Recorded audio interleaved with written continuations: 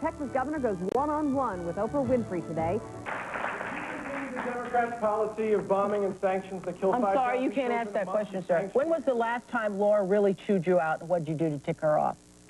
The last time my wife chewed me out, let's see, I would say the last, I wouldn't say a while. I'm sorry you're interrupting, and we're going to go to commercial break and remove you from the audience. I mean, basically what you're saying is, are you running because of revenge? Basically what you're saying is, are you running because of revenge? And also, who is smarter than us? Yes. Do you fit that bill? Yes. That's what I've learned as governor of Texas. You don't have to think it, but it's somewhere you know that you are. Well, I think people are going to figure it out one way or the other. It's much easier to be the candidate than it is the son. Is it, really? Yeah, it is, because I'm used to all the stuff that is said in the course of a campaign. It's just, I've got thick skin. Because of what happened to your dad? Well, no, just people, yeah, in this business, you either trust the people or you don't. I happen to trust people a lot. I don't particularly care for all their decisions, like in '92, but I trust the people, and I'm going to in this campaign. However, upon closer inspection, in case you missed it, one more time.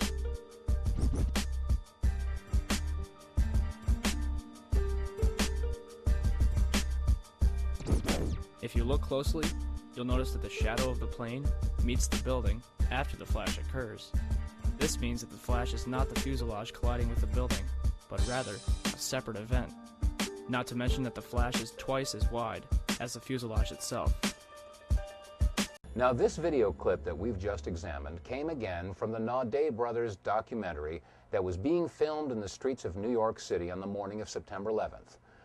This documentary about the New York City firefighters was going to be assembled at a later date, and it was not televised. In fact, there was no live coverage at all of Flight 11 as it hit the North Tower. After all, it was a surprise attack. So if there was no live television coverage of the first plane hitting the first tower, how do we explain the following comment from George Walker Bush? What was the first thing that went through your head when you heard that a plane crashed into the first? I was sitting there, and my chief of staff, well, first of all, when we walked in the classroom, I had seen this plane fly into the first building. There was a TV set on, and you know, I thought it was pilot error. Read this word the fast way. Get ready. Mad. Yes, mad. Get ready. Mad. Yeah. Okay, get ready. Bush just sat there and continued to read, "My pet goat, my pet goat." Buried in his hole. Within minutes of the attack, news teams from all over the city had their cameras trained on the World Trade Center.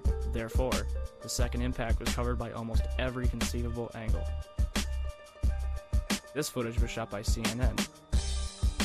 On the underside of the fuselage, an extra piece of equipment is visible.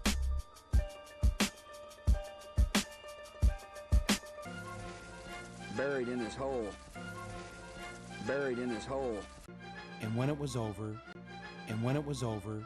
this is your candidate, George W. Bush. Welcome aboard the inaugural flight of Great Expectations. Please stow your expectations securely in your overhead bins, as they may shift during the trip and could fall and hurt someone. That was not American Airlines. That was not an American Airlines. The plane was a larger plane. Did look as large and dove to the other side and crashed right in. An explosion was so terrific it looked like it had dynamite in it. The ball of fire that came flying out of that one was even worse than the first one. And we were standing there, and I said, I can't believe this. And sure enough, there it was, another plane. The plane wasn't no airline or anything. It was a twin-engine, big gray plane. There was definitely a blue logo. It was like a circular logo on the front of the plane, towards the definitely towards the front.